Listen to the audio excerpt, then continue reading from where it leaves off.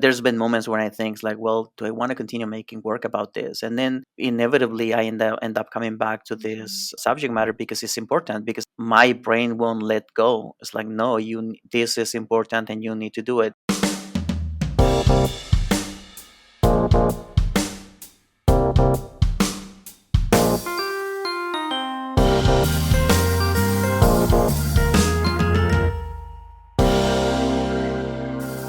Hello, print friends, and welcome.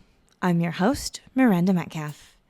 Each week, I chat with artists who use print-based media to do something beyond the expected. This is a bilingual podcast, so if you subscribe to us, you'll be getting episodes in English with me, as well as in Spanish with Reynaldo Gil Zambrano. Together, we speak to printmakers around the globe about their practice and passions in the world of printmaking. Hello, Print Friend is brought to you by Speedball Art Products. In 1915, Ross F. George published the first edition of the Speedball textbook, which quickly became the superlative resource for artists and letterers of all ages and skill levels. This is a great resource for the gig poster gang or for folks who want to develop their own letter forms for the screen or relief printed work. In celebration of the 105th year anniversary of the edition's first debut, the 25th edition of the Speedball textbook has a convenient lay-flat construction and 120 pages of examples, contributors' works, and innovative technical insights that is sure to appeal and inspire to scribes and enthusiasts across the spectrum of skills. There's a link in the show notes. My guest this week is Miguel A. Aragon, an associate professor at the City University of New York. We talk about his ambitious, process-driven practice, taking images from the headlines showing the realities of the violence of the drug war in Juarez, and how he deconstructs them with burnt embossment and power tools, using these techniques as a metaphor for the erasure of the lives of the young men lost. Just a quick audio note, there was something going on with my mic through about the first 10 minutes or so of this recording, so I sound a little bit like a robot underwater. Apologies, please ignore it. And do not let it take away from Miguel talking about his amazing work. So, without further ado, sit back, relax, and prepare to go south of the border with Miguel A. Aragon. Hi, Miguel. How's it going? Hi, Miranda. Pretty good. Thanks for having me. Yeah, thanks for joining me. I feel like we've already have this international friendship going of meeting in Wisconsin, and then now I'm back in Santa Fe and you're in London, and we're already globetrotting, I feel like. Yeah, you're right. It's pretty interesting, right? Yeah. Yeah, printmakers around the world, hey? Yeah. Well, I'm really looking forward to getting a chance to chat with you. I've known your work for some time, and like I said, it was a treat to meet you at SGCI. But before we kind of dive into the meat and potatoes of the talking about you and your work, would you please let us know who you are, where you are, maybe when you're not in London, and what you do? Yes. So my name is Miguel A. Aragon, and I was born and raised in Ciudad Juarez, Mexico, which is in the border with El Paso, Texas. And currently, I am an associate professor at the City University of New York, College of Staten Island. But I am actually on sabbatical. I've been on sabbatical since last summer in 2021. So at the moment, I'm just finishing my residency at the East London Printmakers. And I'm based in New York City, obviously, but I also have a studio in Berlin, Germany, because that's where I spend my summers and my winter breaks. Lovely. That sounds like a really wonderful kind of life to have as an artist, and I'd love to hear more about it a little bit later on and how you kind of ended up where you are now. But you mentioned that you were growing up in Juarez, Mhm. and so I'm hoping you can speak to that a bit more, because I also know that influences your work. Specifically, I'm curious about what role art had in that part of your life. Did you see it a lot? Were there museums? Was it something that was in your family? What are those sort of early art formation experiences like? That's an interesting question for me, actually, because unlike most of your guests to the podcast, I've actually was not one of those people who was always sketching or doodling or anything.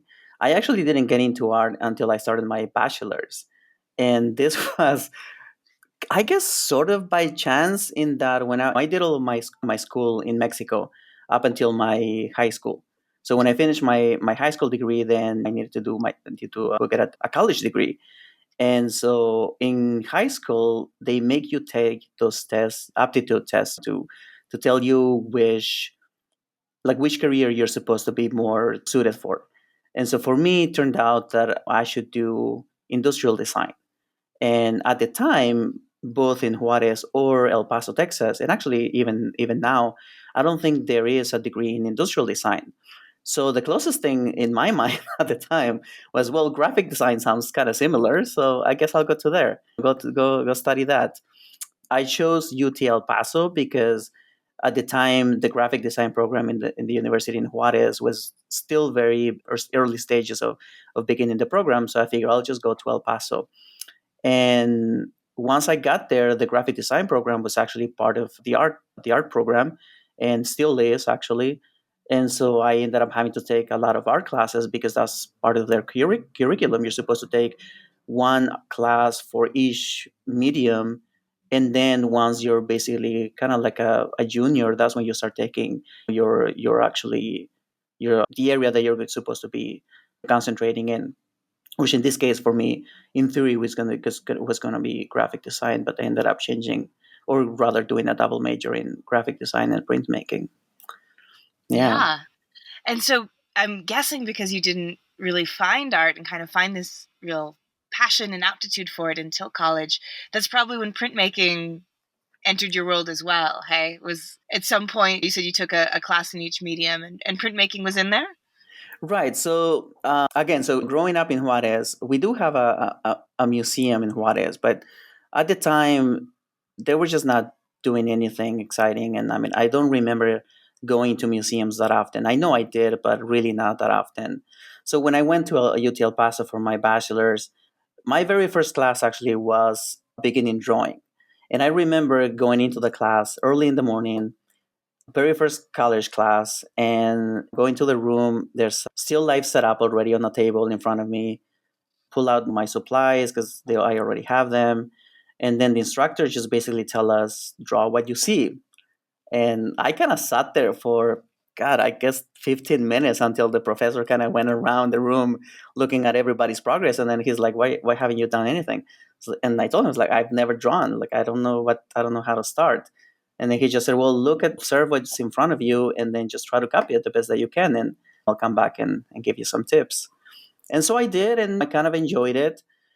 And then that same semester, walking around the art building, there were these vitrines on the hallways that are part of the printmaking, I guess, program. The printmaking professor, he's the one who kind of uses them, and so he always had prints up there. And I was walking in front of one that caught my eye, so I stopped and I was looking at it, and it was an etching, but I didn't know at the time. So another student was walking by, and I asked him, "What kind of which class did they do this piece in? Because I want to do something like this." And he told me, "Oh, that's printmaking." So I took the class next semester and went into the first class. The professor, he did a really quick intaglio and relief demo using like a piece of material that's Comatex. It's basically Sintra, but so he did a really quick examples of using it as an intaglio and then as a relief, and I was sold. I was like, this is me. So I kid you not, after that class, I went back to the registrars and changed my major to a double major in printmaking because like, this is me.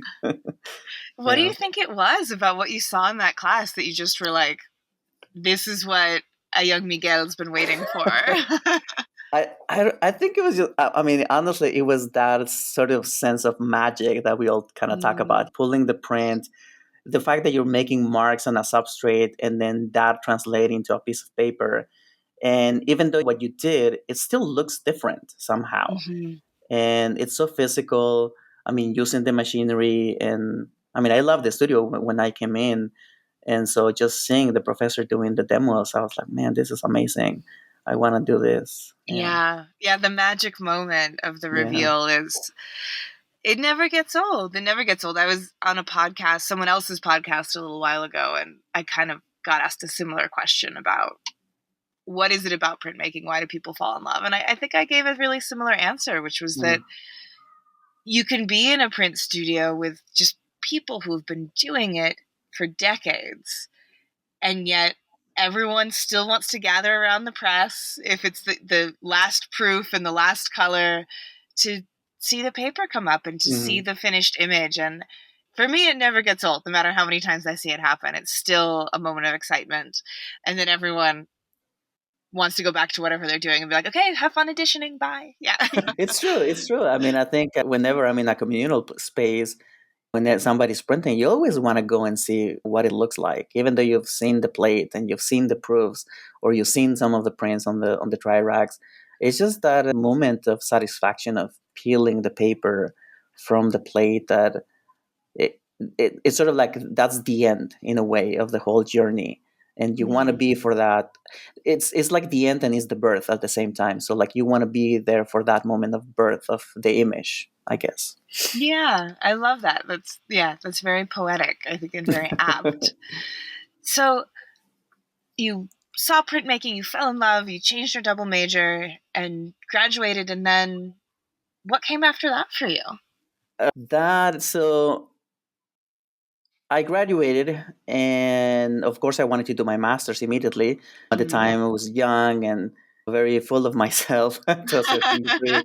I felt like I was a really good printmaker already, and I needed to do my master's. So I wanted to go to the best schools in the country.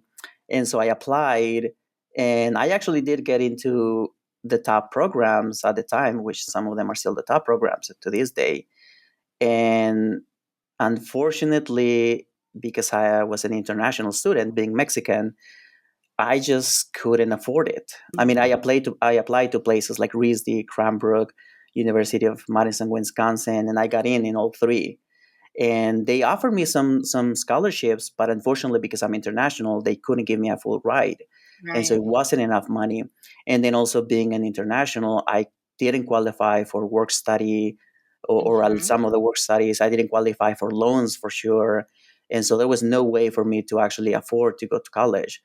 I will always be grateful to Andrew Raftery from RISD though, because he held my spot for another year and he told me, I'll hold on to your spot and I'll try to find more funding for you and also try to find funding yourself. And we both did. The next year, he called me back and he said, I found you more money. What have you found? And I said, I did find some money as well, but it just still wasn't enough. And I mean, that program is pretty expensive. So regrettably, I couldn't go. And so then time just kind of went by. It took me 7 years before I started my master's, which is an interesting period in my life in that during that time, my dad passed away just before I graduated from my bachelor's. And so I think that actually put me in set me into depression. And I think during those 7 years that I was just still back home in Juarez, El Paso, I was in a sort of depressive state and not really doing much. I continued making prints here and there. And I actually got lucky and I started teaching at the University of Juarez at college level, teaching printmaking classes. And that was a lucky break in that they needed a professor in printmaking because the professor that they had left suddenly. And so I showed my portfolio and they liked it. So they said, well, we really need somebody right now for this semester because it was about to start. So they told me, we'll give you a class. And if you do well, we'll talk about maybe giving you more in the future. And I must have done well because I was teaching there for 7 years Oh, without wow. without an actual master's degree. So that was a really great experience, life experience, and that it gave me teaching experience, obviously college level, and allowed me to have access to a print shop, obviously, and be active. And then eventually, like I said, I applied, and this time I was smarter, older, obviously. So I only applied to programs that I could afford if I needed to pay because I was still international. I was born in Mexico and I didn't have residency or citizenship in the US. And so one of these places was UT Austin, which is where I ended up doing my master's or starting my master's in 2009. Yeah. Yeah. Thank you for sharing that part of your story so openly, because I believe it's really important for people to hear that. Mm-hmm. Because we hear a lot of people who are sort of out in the world and doing their art and being successful and getting residencies in London and spending in Berlin. And a lot of those people do have a story that's just like, oh, I was so great in my BFA that I got a full ride in my MFA, and then I immediately dropped into a tenure track position, and this has been my life. And that's wonderful when that happens. But for the majority of people, there are going to be more ups and downs, and there are going to be periods where you're not feeling the forward momentum in the way that maybe you were used to as a gifted BFA student, or Mm-hmm. just as someone in their late teens, early 20s. I mean, that's such, as you say, it's the time where you think that you're the everything and you're the very best, right? Everybody has that. Everybody does. Yeah. And so I just really appreciate you saying that there was a period of going back and being back in your hometown, and that there were, I think, what it sounds like from what you said, ups and downs in that. You were dealing with a significant loss in your life, but you also got an opportunity to teach and have access to a print shop. And that it reminds me of, there's this Italian phrase. I don't know what it is in Italian, but I've heard that it's Italian. I know what it is in English, which is life is long, which kind of goes against what we usually hear, which is life is short. Mm-hmm. But I really like life is long, because it's this idea that just because something isn't happening now, or doesn't feel right now, or just because you're in pain right now, life is long, and there'll be another side to it. It's kind of like maybe their version of this too shall pass. And yeah, so I really appreciate you sharing that, because I know a lot of people who do experience ups and downs and do experience breaks in their career trajectory. And it's great to hear that if you keep going and you can come back to it older and wiser, there's a path forward for you when you're looking for it. So thank you. Yeah.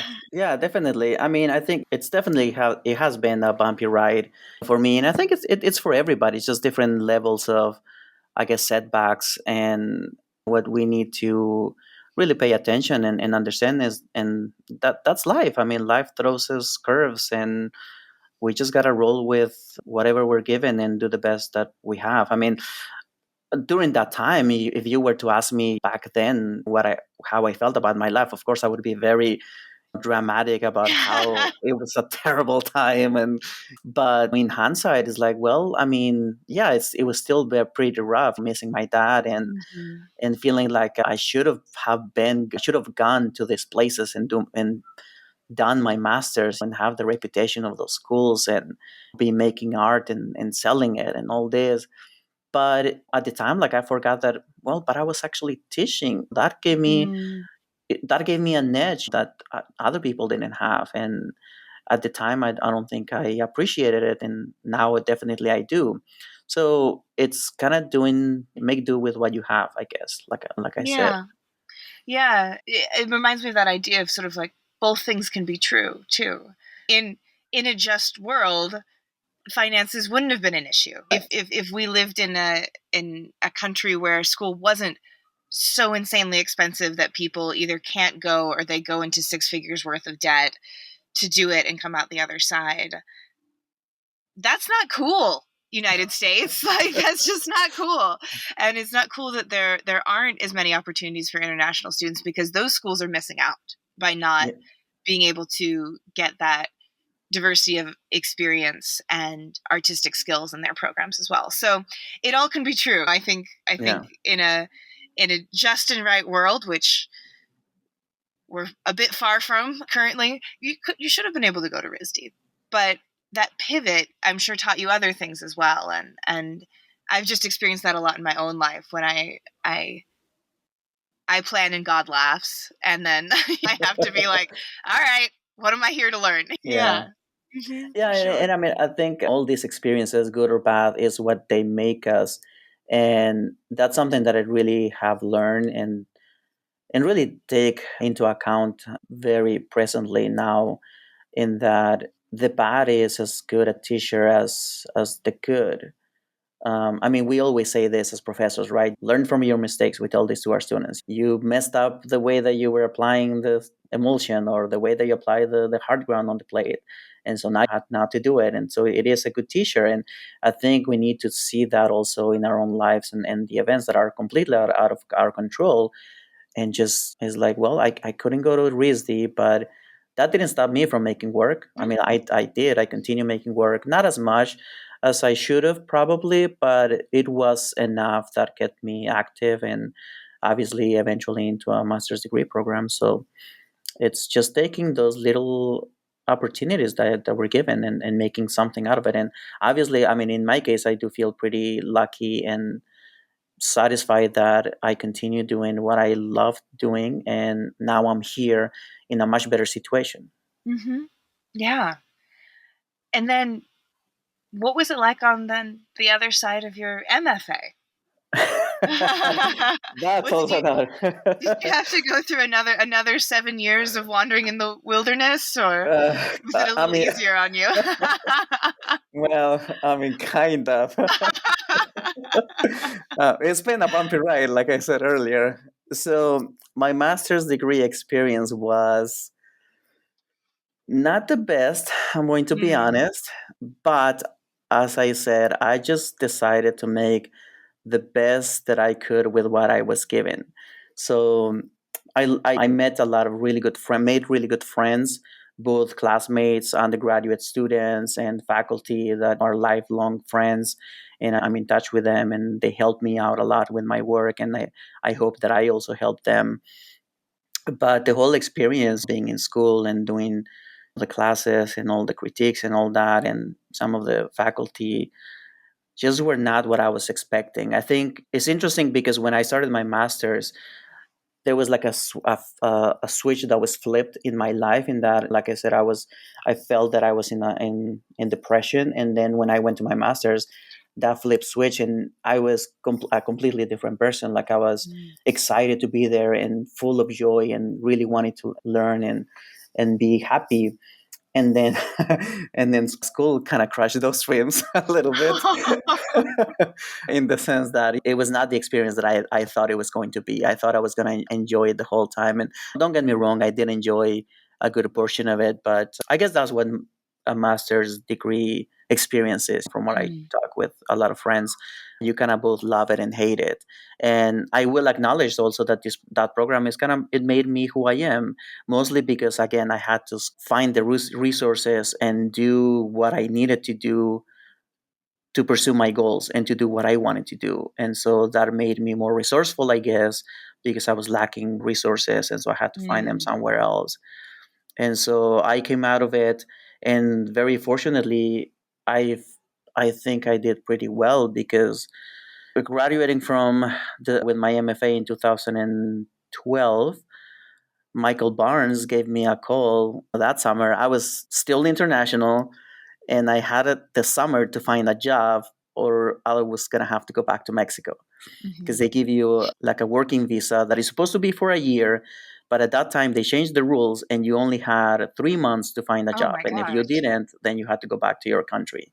Yeah. So I was in Austin, not knowing what I was gonna do because I applied to jobs and hadn't heard from anything. And then Michael Barnes kind of calls me out of the blue, and he's like, "Hey, I need a sabbatical replacement because my colleague is going on sabbatical, and I've seen your work. I love what you're doing, and are you free for a whole year?" I was like, "Yes, yes, Yes, I am." yes. So I moved to DeKalb, Illinois, and I mean, he's so generous. I really love Mike. He's really good friends.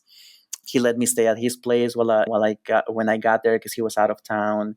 While I got settled and while I find an apartment, he got me an amazing studio, and he gave me some classes obviously for the year. So yeah, I did that, and then during that time that I was teaching at Northern Illinois, I continued applying for jobs obviously because I knew that it was a 1 year position, and that's when I got the big break. This position in New York City opened up. I applied, and I got it. I got the job. So Mhm. I was pretty happy because by then it's like, okay, I don't have to go back to Mexico, and I get to live in New York City with a Yeah. paid job Yeah. and kind of the dream, right? It's like, that's awesome. Yeah. Yeah. I know that every career path, I'm sure, is sort of full of uncertainties and ups and downs, but it really feels like life in the arts and life as an academic in the arts is so dramatic. I mean, so many, am I going to get this? Is this the break? Am I going to have to move back home?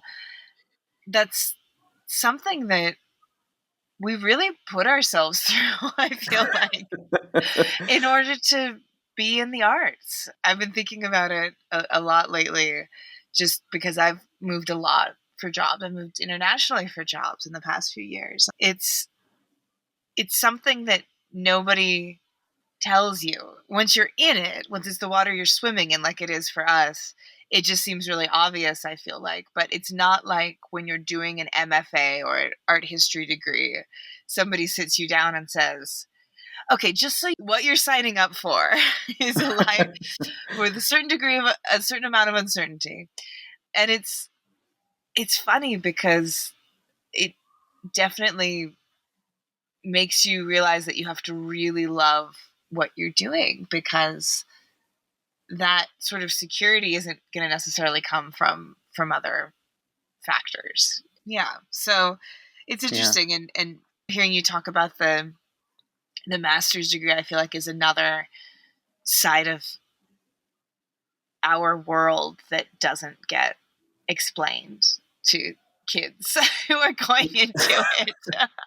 Yeah, and actually, I mean, I remember before starting my master's, right after I finished my bachelor's, and just before I started my master's, like I was asking around to some of my older faculty from my bachelor's, or people that I knew about the experience. Like, what should I expect? What is it like? And nobody told me anything. Like everybody's like, oh, I can't explain it. You have to go through it. Mm, It's the only way that you will understand. And in all honesty, I mean, I guess I believe that. It's like, okay, it's weird. It must be something interesting. At the same time, I thought that they're keeping it a secret because they don't want the enigma to be out in the open, and I guess to make me less excited about going or something. I thought, but I feel like it is one of those kind of mysteries that needs to be disclosed. To be honest, yeah. because when I was in it, I was like, oh, that's why you didn't tell me, because it's so bad. And if you would have told me, I would not be here. And partially it might be true. Maybe it's better if we don't know. But at the same time, like in my case, I really wish I knew so that I could prepare better, so that the Yeah. shock would not have been so harsh. But I mean, I still, like I said, I still think that it was a good experience and that it made me the artist that I am, for what it's worth. And good or bad, I think it all comes down to the individual. I mean, I think comparing to some of the people that were doing the masters with me, I know I was one of the few, or one of the master students who were really taking advantage of every single opportunity, because Mm, I was older. I was, I think, the third oldest student of my class. And so I kind of knew that this is what I wanted, and I was investing everything. And some of my classmates, I mean, they were too young, perhaps. They're doing great now, but back then, I do remember things like, you should be putting more energy into this. They're spending more time in the studio, taking advantage of the resources, taking advantage of the opportunities that we're given. Simply like visiting artists, sometimes you can sign up for critiques with them, and I remember most of the times those lists were empty. Like nobody was taking up yeah. slots for having them. So I was always one of the first to sign up because I wanted feedback. Hmm. So Yeah. I think that's really significant. And it reminds me of my own experience in college and how I, I mean, I really think at 18 they just should have like let me go like run around in a field for like 3 years. Like I was like so not ready to sit in a classroom and focus and get out of the experience what I could, because college is an incredible experience. It's mhm. a place where, as you say, there are so many resources often thrown at you, And oh my God, at 18, I was like, I should have just been like a free range student or something, like out in the woods. Like I just was like, no, just interested in kind of in anything but. And now that I'm older, I've always thought if I was to go back to school, I would get so much more out of it because I would really understand the unique experience that college is, and I also understand the money better. Mhm. Like, oh, a loan, okay, sure, whatever. I've never had a job. Like, I don't understand how hard could $20,000 be to pay back. I don't know, like Yeah. that kind of thing. So yeah, it's I think that older students do tend to get more out of that experience for sure because we just know more about the world. I do want to make sure that we've got plenty of time to actually dive in a bit on your work and your actual Mhm. practice and the subject matter, and so right now, from what I've seen sort of your work and from doing a little bit of research of your practice leading up to our chat here today, a lot of it is focused on the the human toll of the drug trade Mhm. in Mexico. And there's all kinds of different ways that you're going about it, and you're using really interesting techniques and innovative printmaking processes. But I've got a couple of questions sort of before we get to that part of it. I would say maybe one would be, how long did it sort of take you in this journey that we're talking about to really sort of find that voice and realize, okay, this is something that I'm going to find meaning in working on for years, for Mhm. and really make an intrinsic part of your practice and what you create and what you put out in the world. Was that something that you were working on when you were in Juarez after your BFA? Was that something that came out in your MFA? Was that something that happened later? When did you sort of find that? Actually, I started making work about with this subject matter since my bachelor's, since my studies there in at UTEP, and all of this is unfortunately because of what has happened in the city and now the country. Juarez being one of the major corridors for trade with the US, not only for drug trade, but just general trade of goods, it's been an important city for that reason. So violence has always been a key element in the city. But back then, in the early '90s and mid '90s, when I was doing my bachelor's, when I started doing my bachelor's, the the violence in the city, it was definitely concentrated in the city, but it was also not in public view. Mm. It's sort of like a time that I call sort of like enclosed doors violence, because it was definitely happening. Cartels were fighting for the plaza, for control of the area, and they were kidnapping their members from the other cartels and torturing and killing and then disposing of the bodies. But they were doing it in a way that they were trying to avoid for those bodies to be found. They were Right. not trying to make the news, obviously, because they didn't want it to be attracting any attention, of course. But of course, here and there, the bodies would eventually pop up because it's impossible to really hide a body. And so I remember just picking up the local newspaper, the Diario de Juarez. It seemed like every single day there was one story of a body being found in the city that was mutilated, or that was signs of torture, or obviously just simply murdered. And I started collecting those newspapers because they intrigued me because of the stories.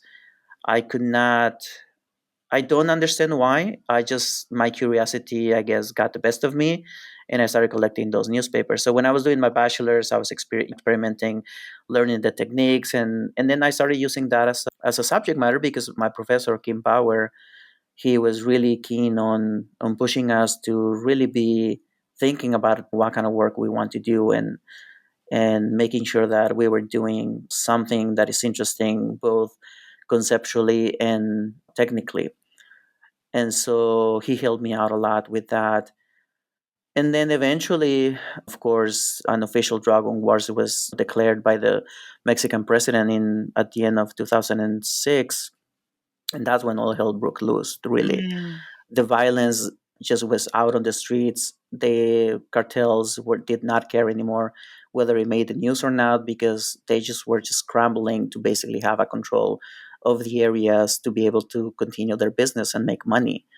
And so, of course, that opened my eyes even more. And I was like, this is important. And I need to follow this and I need to make work about it. And I think more than anything was the fact that these people who were being killed, they became numbers, they became statistics. right. And that was something that I could not accept. They were human beings. They were mostly men between 20 to 50 years old at the beginning. And regardless of their life choices, they were somebody's family, they were somebody's son, father, uncle, brother, whatever you have. And it to me, it didn't matter what they were doing for life. It's just that they were human beings being taken out of generations of young men, Yeah. basically being erased from the country. The city first, obviously, in Juarez, because we were the epicenter at the beginning, and then eventually moved all around the country. And still is. I mean, violence is still there everywhere. So I just had to continue making work about it. So when I started my master's, I kind of stopped. I stayed away from the subject matter for a little bit, mostly because I just wanted to shift my perspective and see what else I could do. But I couldn't stop. Eventually, I found the perfect technique, in my view, that would help me talk about these ideas that I had, and it was like the perfect marriage of technique and subject matter, and it just exploded from there for me, and it's what I've been continuing to do. Yeah. Yeah. Yeah. There's so much in what you just said. I'm just taking notes here, and that tendency that people have to really dehumanize sort of quote unquote criminals or gang Hmm. members, it's such a universal thing. It's something that we do so intensely in the States as well. And I think part of that is people trying to convince themselves that it couldn't happen to them.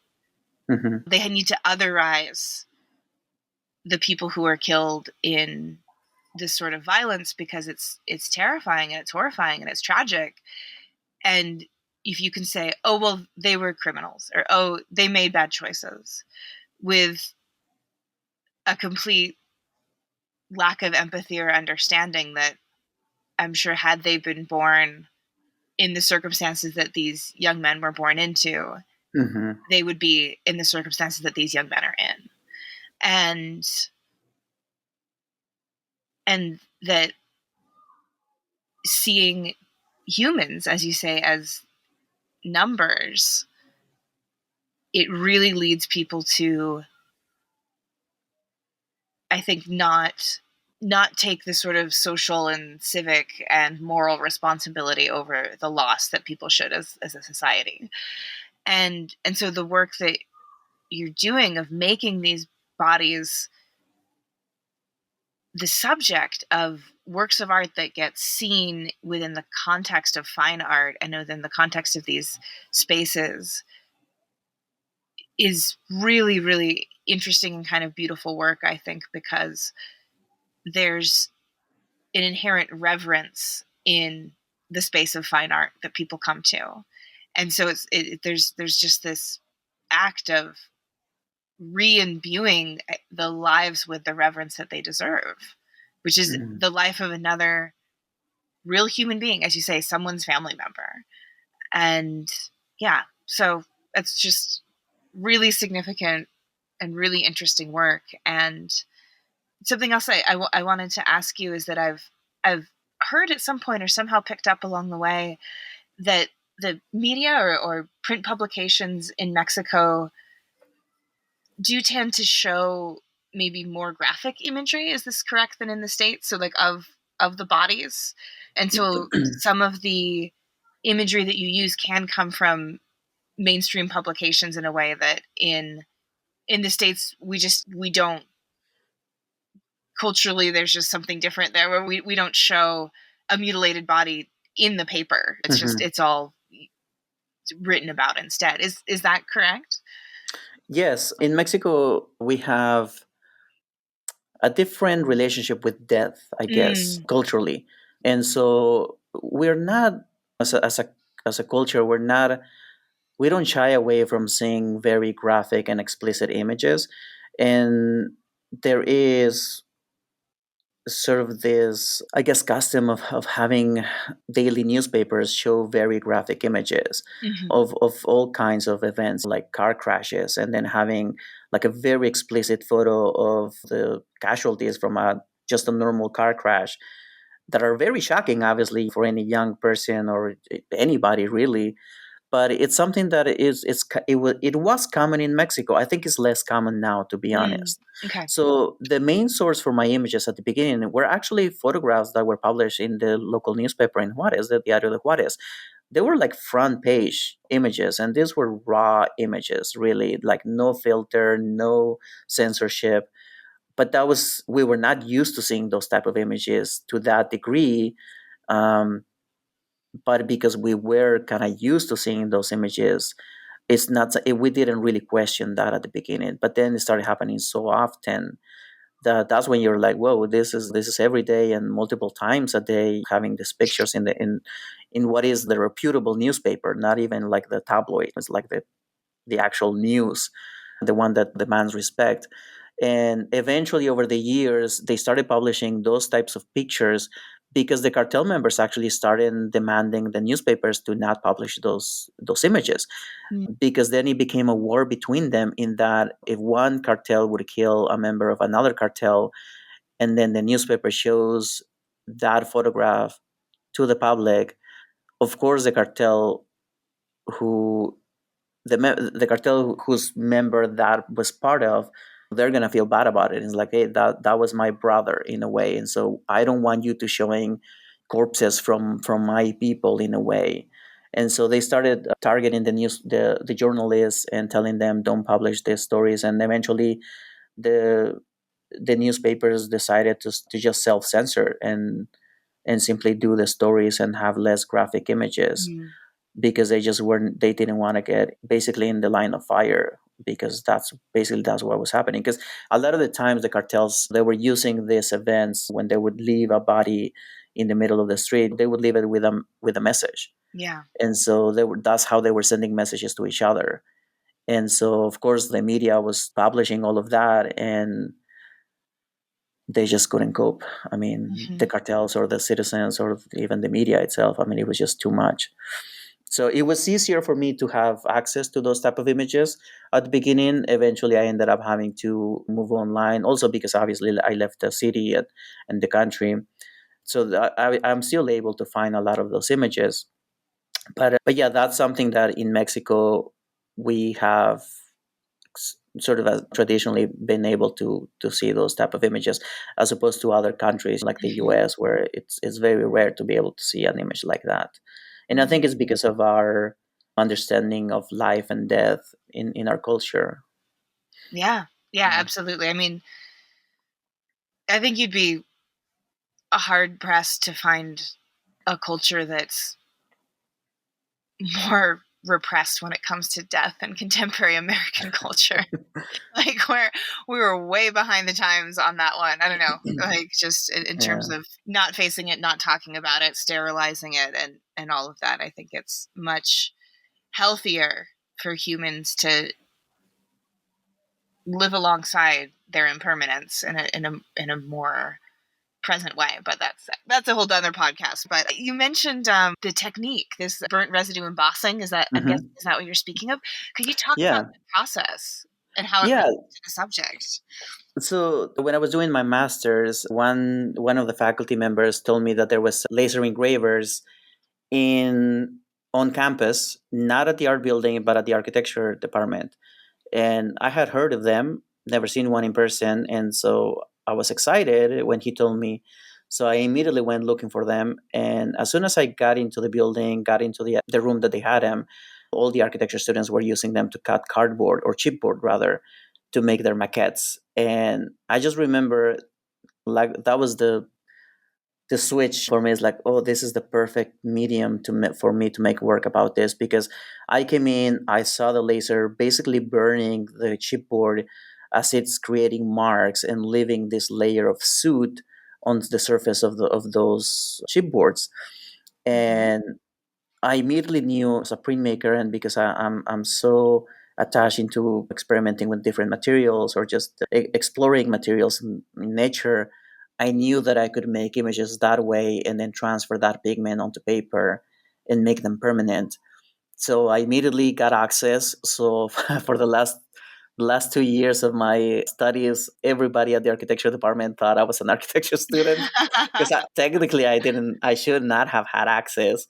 I just signed up for the orientation to be able to use them, and they asked me, "Are you architecture students?" Like, yes. They didn't check, so that that went well. And then I started going and making my images that way.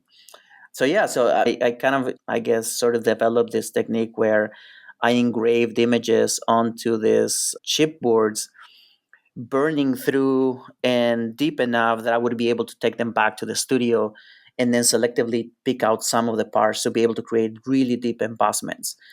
And I had to be very careful because the suit is obviously on the surface, so I couldn't touch it. I could only touch on the areas that I knew that I wanted to be white or that I knew that I was going to be removing. So it was very stressful taking those plates out of the machine and then having them to carry across campus without all the dust basically blowing away, and then getting into my studio and then picking out all those areas and then basically just printing them in taglio damp paper on the surface, running through the press. And it just created these beautiful images that sort of look like abstract landscapes that are basically white on white with heavy embossments. But then it has this burnt pigment, which I assign sort of like the meaning of it. It resembles the burns that a gunshot would leave on the skin or on any fabric that anybody is wearing when killed in close range, obviously. And the important thing for me about those images was that the image would eventually, after spending time looking at them, that the image would reveal itself, and it does. Unfortunately, I feel that seeing them digitally or on projections when I do my artist presentations, the images are so much easier to see. When you see them in person, they're really so physical and so abstract that it's really hard to understand the image. But over time, when you're spending a few minutes in front of them, eventually I could tell when the viewers understood that that was a body, a cadaver, or that was a severed head. And it was a shock to them, but they wouldn't look away. They continued to look. And that was exactly what I was looking. I was trying to lure the viewer into something beautiful and then basically give them like a punch in the gut. I was like, this is not beautiful. This is what's happening in my country and the violence that we are creating. I mean, not really just in Mexico, but this, I see it as something universal. And yeah, so that's kind of how I developed that technique. And there's a lot of metaphors that I do with those pieces. And then I moved on to doing the hand drill pieces that I'm sure you also saw. And it's sort of a similar in that I wanted to explore with another technique or another process that would be violent and would also give me different kinds of textures and different surfaces to continue exploring the message basically. Yeah, I've always loved embossed work. I think in part for some of the qualities that you're talking about, this ability to have this tension between the reveal and the obstruction of the image. And I think to use it to tackle something that sounds like it's both hidden and in plain sight, something like drug trade related violence, and is just really wonderful. And as you said, like a technique that really marries subject and process, which is such an important and satisfying way to have a practice to make work. I'm curious if have you ever, and I don't know if this is a completely out there question, but it's one that came to while we were speaking. Have you ever had any people directly involved in cartels or in the drug trade, whether it's government or dealers or whoever, see your work or interface with your work or respond to it? People who are more actually living day to day what your practice comes from. Mm-hmm. That's a great question, and I don't have a real answer for that. Mm. I know that former drug users have seen my work, Mm. and their comments, I think they've been limited mostly because they just don't know how to talk about art, and they don't know how. I mean, they've been positive. They respond, and we chat, we talk, and they understand what I'm trying to do, and I think they agree with me that what I'm doing is important, Mm-hmm. and it seems like it does affect them, and that they're working in the way that I'm intending them to do.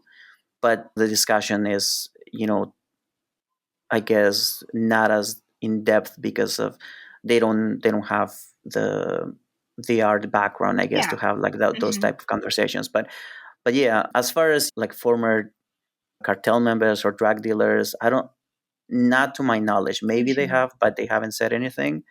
I have had family members who have lost people because of the violence Mm. also see my work and respond to it. And this was in Mexico City when I had an opportunity to show some of my work and do an artist talk.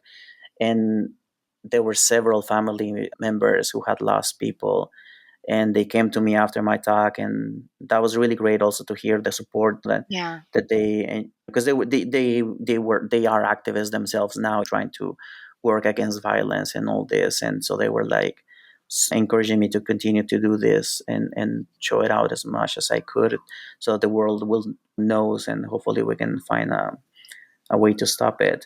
I Mm. met a lot of actually cartel members, low level, before the violence was really bad in Juarez. And this was because I worked for a time at a small hotel. And for some reason, this hotel became sort of like a hub for drug dealers to come and stay whenever they needed to come to Juarez. And so Uh-huh. the hotel, it was only 12 suites, and it was in the middle of a neighborhood, so it was really remote, like non-touristic at all, and like totally nobody would know that that's a hotel. I don't even know how they found out. So it kind of made sense at the same time, and once you get one, they start telling everybody, and because it's so inconspicuous, so hidden, I guess it was perfect for them. Mm. And I do remember, like I said, I met many of them before the violence exploded. And then eventually over the years, I remember hearing that a lot of them were just disappeared or killed once the violence started. And that was kind of hard to hear. Like, wow, I remember meeting those people, Yeah. and then not knowing what happened. I have one cousin that is lost. Mm. We don't know where he is. He's been lost for many years now. He was involved with drugs. We don't know to what degree, or at least I don't. And so I don't know. We don't know what happened to him. He's still there. He might still be alive, just hiding somewhere. I don't. We have no idea. That's as close as it's gotten. I've been very fortunate that the violence hasn't really touched me directly or friends. I mean, there's been different types of events of like family members or friends of other friends that have been kidnapped, and then they pay a ransom and let go, but really nothing major. I will say, yeah, Sorry. That's I don't mean to laugh, but just that I feel like that's so much context in the sense that that is nothing major. Just the idea of being right. kidnapped and ransomed, you're like nothing crazy, just a little kidnap and ransom.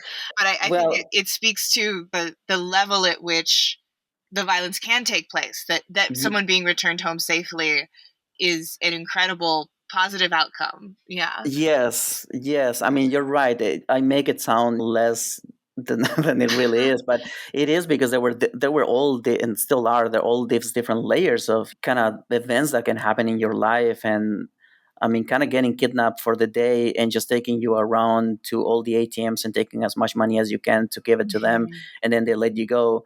Like that's an easy one. That's a Yeah. lucky one, Yeah. obviously. But yeah, I've been in two situations where I could have been shut out. Mm. Um, one in Juarez and one in Austin, Texas. Oh. Yeah, so in Juarez, this must have been like 2008. I was driving the girlfriend that I had at the time. I was driving her home. It was a weekday, and it must have been like 9 or 10 p.m. in the evening. And so we got to a four-way street that had street lights. And so I'm waiting to turn left because I have the red light. And then on that left, there's another car that also has a red light and was also waiting for the green. I think they were supposed to go straight. So literally a couple of seconds before my light turns green, another car comes from behind the car that's waiting on my left, speeding, stops next to them, and then just riddles the car completely with bullets. And then immediately makes a U-turn and speeds out. Mm. So if a second or 2 seconds earlier the light would have turned green for me, they would have crashed directly into me, or they would have shot us out as well. Mhm. Once we were very close to my girlfriend's at the time house, so we got to her place, immediately called the police, and they told us, yeah, we're aware of it, so don't worry. There was one survivor. They ended up killing the two people who were in the front seats, the driver and the co-pilot. But there was somebody in the back, and I think he just crashed into a ball and survived. And he was there for like an hour. The Mm. police and the paramedics were not able to take him out of the car because he was in such a shock that he just wouldn't leave the car. I don't know what happened. I don't remember the story after that because this was such a common event at the time in Juarez that you would forget it immediately because the next day there were many more, or even just that day there would be Mhm. another one. And then in Austin, this was in September of 2010. I was this was early on a weekday. I went to one of the libraries that the university has, the PCL. And right at the entrance, as you enter the library, there was, or there is probably still, a computer lab to your right, which a lot of people use to obviously look for the books that you want, write the numbers, and then go look for them, which is exactly what I was doing. So I sat, and I was with my back facing the main entrance. So I was there for maybe like 2 minutes, maybe five at most, and then all of a sudden I see all these people in front of me on the computers just getting up, having a horror expression on their face, and then running. And so I turn around, and as I turn around, I see this guy with an AK-47 Mm. walking through, um, into the building. So of course I grabbed my things and also just kind of ran out. It ended up, fortunately, that it was a student, actually, a sophomore, if I'm not mistaken, and fortunately he was not looking to do a mass shooting. He just came in, went all the way to the top of the library, and I think he killed himself. I don't think the Mm. police killed him, but I feel very fortunate that if he wanted it to be a mass shooting, like, I would have been one of the first victims, because I was not. I had my back to the entrance. I would not have even know what hit me. Mm. And these are stories that actually I've told very few times, and in all honesty, I don't even know why, because they do give a lot of context to the Mhm. work that I do. But it's just kind of, I think it also kind of has proved to me that the level of sort of acceptance to the violence that I had to live with when I was in Juarez, because I lived in Juarez through some of the worst years that the city experienced. And we went through, I think, as a community, all the citizens, we just kind of accepted it, and we just kind of tried to live our lives the best that we could. And we tried to sort of filter all those events and not think about them or take them too hard, because we would not be able to cope. And I mean, I also remember like after I left for Austin to do my master's and then coming back after the first semester, coming back home, my mom picked me up in at the airport in El Paso, and then we drove to Juarez. And I remember coming into the city and seeing it like a ghost town. Like it looked so different to me. And this was only like 4 6 months after I had left. So not that long. And I remember I told my mom, I asked her like, what happened to the city when I was gone? I said it looks, and she just asked me like, what do you mean? And I said, well, it's deserted. Like there's nobody. It looks like a war zone. I mean, there's nobody here, and all the stores are closed. And she just turned around and looked at me and she said, it's exactly like when you left. No.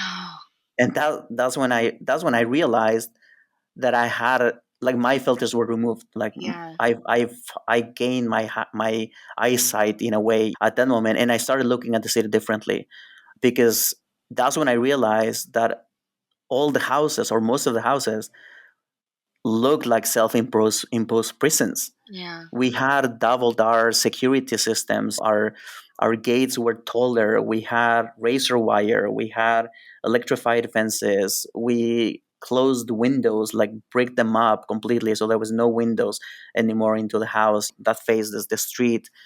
And yeah, so that was a huge realization for me. It's like, wow, we really just kind of accepted, or we had to move on somehow because we couldn't leave, and we had to accept that this was life here. So it became even more important for me to make work about it. And yeah. Yeah. Thank you for sharing all of those stories. And it feel like it's one of the questions that I had for you was around how you practice self-care and like good mental health when you've I didn't know that you had those experiences, but it was based around doing that, taking care of yourself when you're dealing with such intense, difficult subject matter, and making that, in a sense, part of your everyday life by making it part of your art practice. Hmm. How do you make sure that you're okay, or as okay as you can be? That's a great question, and I think I feel like I really try to take my life experiences, like enjoy my time as much as I can. And I think Mm. that's why I'm enjoying traveling so much, and I enjoy going pretty much everywhere, like sightseeing, going to exhibitions, going to parks, going to concerts, like everything. Like I am taking in as much of, I guess, maybe even mundane events, and just appreciating life in that sense, because I know that's what makes me happy. And I think that's my coping mechanism. Because when I'm doing my research for the work, I go through three stages. I go through a stage where there's only months of me going through news articles and photographs, and just reading all those stories and seeing all those pictures and videos, to a point where I can't anymore, to a Yeah. point where it's just too much and I get overloaded. And then once that happens, I stop for a few more months again, where my brain is processing all that information, and I'm not doing anything. Like, I mean, I'm doing my daily habits and routines, like I'm teaching or whatever, but I'm not doing any art. And then all of a sudden, after a few months, I feel the need to make work. Mm. And that's when I get into the studio and start prepping, and start making images and planning and doing all of that. And when I'm making the work, I purposefully choose techniques that are process based, that are repetitive, because that's how allows me to be able to not look, or rather not to think about the images and the subject matter.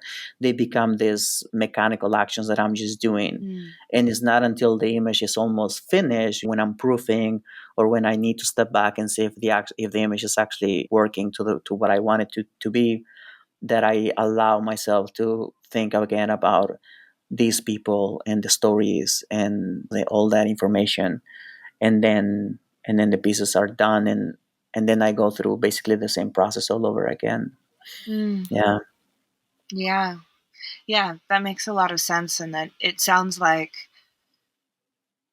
and correct me if I'm wrong, but it sounds a little bit like the practice is the processing and the practice Hmm. is the self-care, because it's Hmm. been such a part of your formative years, your family, your life, that it's there whether or not you're making work about it for you. Yeah.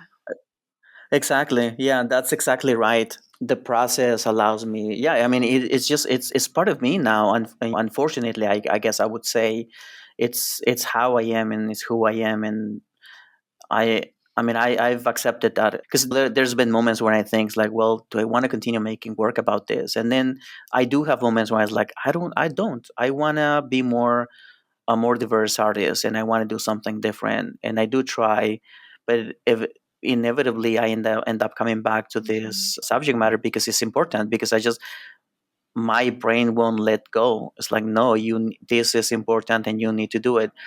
And it's not that I feel that if I don't do it, no one else will do it, because I know there's a lot of artists actually doing work about this, and famous ones and not so famous ones, and some are doing, even in my point of view, even better work than what I'm making. But it's just something that I have to do, and Mhm. my hope is that all of us collectively will finally be able to show the world what's happening. And I mean, at least keeping record, I think that's important. Mhm. Yeah. Yeah. I feel like that's just a, a really beautiful and significant kind of point to wrap up on. I've got maybe a couple more questions. One would be, in terms of people hearing your interview and understanding what a significant issue this is, I think that most people, myself included, have just sort of a general sense of what's happening in Juarez. I think that as you say, kind of unfortunately, I think just the name of the city is now kind of synonymous with this Mhm. kind of violence. What can people do in kind of day to day life? If an art student is hearing this, or a teacher, or my dad who listens to the podcast, like, what can the citizens do is to help, if there is something they can do? Well, I mean, there are definitely several organizations within the city and the country, really, that are obviously always accepting donations and support in any way. I think that one of the main problems right now is it's all these people that are disappeared, that all these families that just don't know where their family members are located. And so there's groups of people who go out into the deserts and different abandoned areas and just basically looking for essentially bodies, in hopes that they'll find, if not their family member, someone else's. And I think just paying attention to what's happening in the world, and hopefully talking about it. I mean, that's my hope, that if people are talking about it to the point where we are all aware of this these things that just gonna affect us and destroy our communities and our countries and the world, really. I mean, right now we have the conversation in the US about all the mass shootings. Mm-hmm. It's I think what happens is that when these events happen, we talk about it, but then 5 minutes later or a few days later, it's all gone. Mm-hmm. We all forget it, and I think that's what we need to stop. We need to continue having it be the point of conversation, and create some change. I mean, in the US would be banning those assault rifles. There's no reason for those to exist in a civil population. Yeah. Yeah. Yeah, definitely. Yeah, I'd love to put some links to some of the organizations that you mentioned in the show notes, so maybe we can Mhm. follow up. If you can, I'll find some and send them by you, or if you have one in mind, yeah, send me Yeah. a link, and I'll put those in the show notes for people to see, and yeah, and engage with. And yeah, so just to, as my final question, where can people find you and follow you and see your work and your travels and all of that? Where are you out Yeah. there on the internet? Well, I have my website, obviously, and it's aragonmiguel.com. And I'm also on Instagram. That's a little harder. It's basically my name, miguel.a.aragon. That's my handle. And I try to do, especially now that I'm on sabbatical and I've been traveling so much, I try to do as many posts as I can so that I can share with everybody places I've seen. Definitely print shops. I enjoy visiting both publishers and just communal print shops, museums, and all the art that I see. So you guys can follow me. I post my own work, obviously, and process of what I'm doing, but it's kind of like a hodgepodge, to be honest. It's just like all Mhm. over, all over. Yeah. So that's where you can find me. Wonderful. Well, thank you Yeah. so much for chatting with me and for being so open about your stories and your work. And I really feel really honored to be trusted with the stories and to share them. And so, thank you so much. No, thank you, Miranda, for having me. This is such a pleasure to have a chat with you, and I'm a big fan of your podcast and what you're doing, and I'm honored to be part of the roster now. Oh, we're so glad to have you.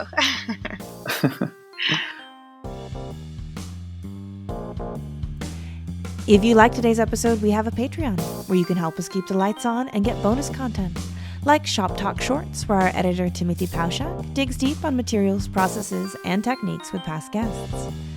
Also, if monetary support is not in the cards right now, you can leave a review for us on your listening app of choice or buy something from one of our wonderful sponsors and tell them Hello Print Friend sent you. But as always, the very best thing you can do to support this podcast is by listening and sharing with your fellow print friends around the world. And that's our show for this week. Join me again next week when my guest will be Chloe C. Alexander. We talk about the power of boredom as a creative catalyst, public art projects and the rewards and challenges therein, how her work teaching children leads her to think about the ways in which they are influenced, and the great opportunities in beautiful Atlanta. You won't want to miss it. This episode, like all episodes, was written and produced by me, Miranda Metcalf, with editing by Timothy Pauschak and music by Joshua Weber. I'll see you next week.